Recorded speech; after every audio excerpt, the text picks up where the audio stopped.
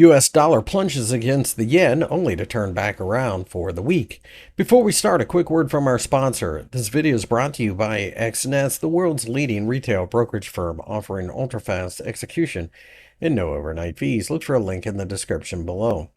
The US dollar has plunged during the week to reach below the 142 yen level, only to turn around and bounce significantly. At this point, it looks like we are going to try to close out the week with a hammer, which of course is a bullish sign.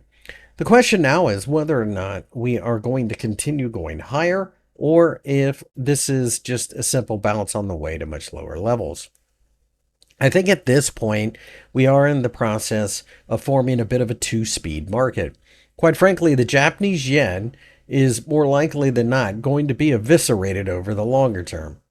The question is, of course, how long is that long term?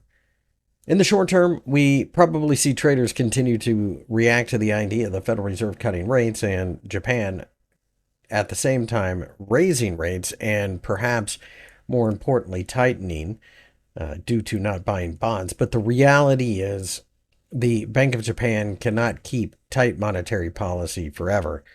So I think given enough time, this is a market that does bounce. If we can break above the 148.50 yen level, then I think we will continue to climb.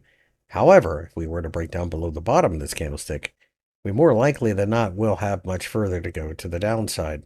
The yen has been very noisy over the last month or so, but when you look at the chart, it's not a whole lot different than every other major sharp pullback we've seen in the past.